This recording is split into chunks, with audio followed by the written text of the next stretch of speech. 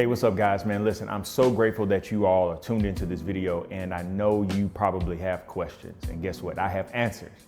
The reality of what is passionate about me and what is resonating in my heart is a few different things. One being, how do we break generational curses of cycles? It's by what we change and also what we leave.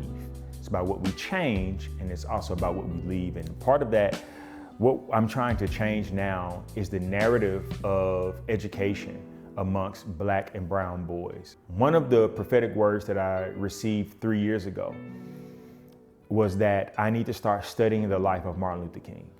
I didn't understand it then, but what they told me was there'll be a point in your life where you're at a crossroads where you can keep going on the local church trail, or you can step somewhere else and bring national awareness to a specific topic, subject, or a matter. And what I've chosen to do is chosen to make national headlines and bring attention to a level of awareness that I believe that we all should tap into as it pertains to painting a picture for systemic racism in the field of education. I believe that our young Black boys in particular are having a hard time learning in school, not because they're bad and not because they are slow and not because they can't comprehend. I believe that we have set our African American boys up for failure almost because we are trying to get them to learn on a certain learning curve that they're not even geared and wired to learn with. Also, between 3rd and 4th grade, it says that especially African American boys have decided if school is for them or it's not. And so I'm asking you right now, if you would take a moment and pay attention to this trailer that is about to air for you. We've worked hard, we've worked diligent to bring you something that will whet your appetite for what is to come.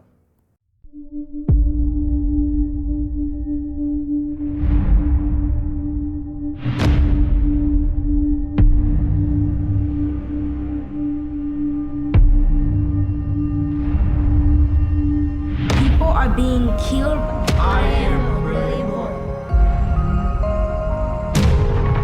Who am I? I'm the greatest. No matter what happens, you've got to hang on. People are getting shot. I'm like, it could happen to me or anybody. After hours of demonstrations last night here in D.C., another wild scene playing out near the White House this afternoon. Black boy fly, black boy fly, black boy fly, black boy fly. Is Black kids being shot by white police officers and not white kids? This generation knows what change is going to be about. Basically, it starts way back when there were two theories, the curse theory and the climate theory. Both of them make it look so that Black people aren't humans, they're kind of monsters. And then they thought that slavery made it so that Black people were not monsters anymore. Now that Black people are out of slavery, some white people think as though, all right then, they're out of slavery, they're monsters again. Slavery's over, there's nothing to contain them. All we could do, send them to jail, kill them. That's it. Those are the only two solutions to this problem. This is definitely a David and Goliath type story. But I got the rock, right? I got the rock. So I'm just holding it, like waiting for the time to sling. Say this life that I live, yeah, this life that I live. Wow, man, I was killing them kids.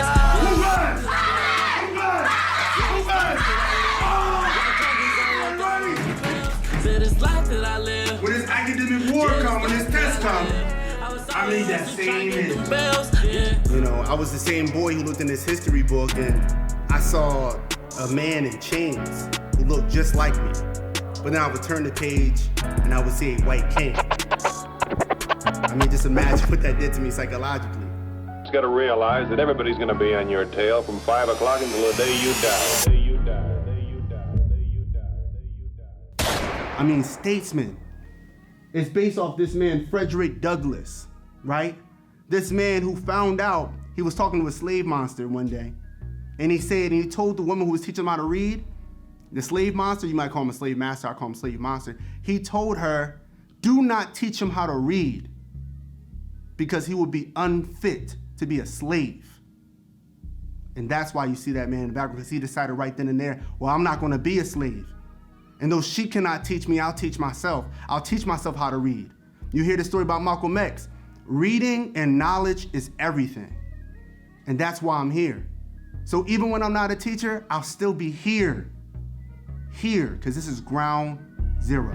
No matter what happens, you've got to hang on. And he started to feel confident about himself. Once I became a statesman scholar, things that changed for me were my academics, my grades, my attitude, my sportsmanship, and just how I felt about school. Honestly talking and having conversations that he couldn't have with me as a woman trying to raise a young man. I'm sorry, guys.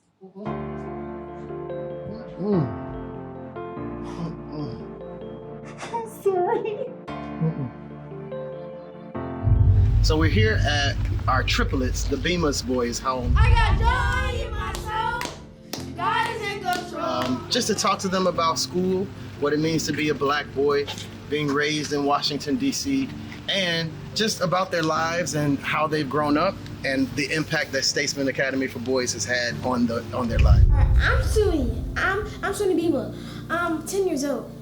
I'm Future Bima, 10 years old. I'm PD Bima. I'm Petro Bima, 10 years old. Hey, my name is Future. Future PD Sunny. Yeah. Oh, they triplet, yeah. Oh, I know. It's bugging. It's a Beamer boy, man. Yeah. That's a dope man, Beamer boy. They teach me how to be respectful, how to get to high school and to get to college, to be a grown man, how to stay alive, how to be respectful to people. Being together as a bond and unity, you know, and disagreeing to agree, but still stay together. Good. Oh, well, they're their second family, you know, but they support them 100%. So it takes a village to raise a child. It takes a village, and they are their village. Like the first day that Statesman even came out, like with the founding students, the first day, they had all the teachers and helpers line up and start like high-fiving us, kind of like a gauntlet.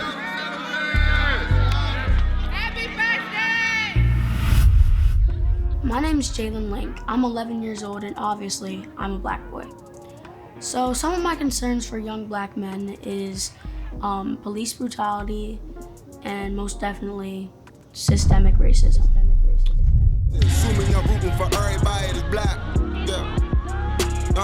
Yeah. Assuming I'm rooting for everybody that's black. Yo. Look. Assuming I'm rooting for everybody that's black. Spent about 2 racks on handmade new rags. Assuming I'm rooting for everybody that's black. That's everybody from sports to college class to rap. Who Jalen is a boy of many words, but a boy that gets his point across in a few.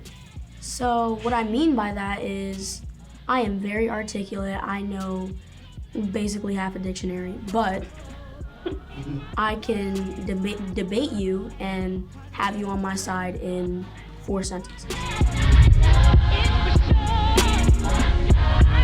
Set an expectation and work towards that.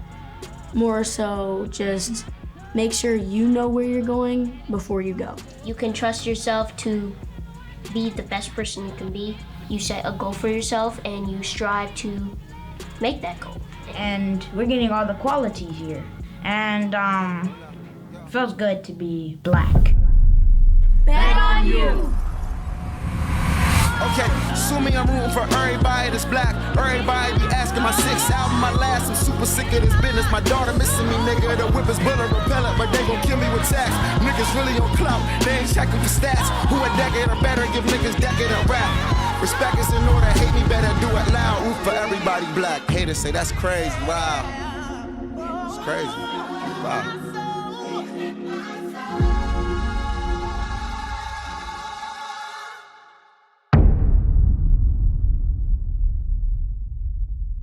So I hope that makes sense to you.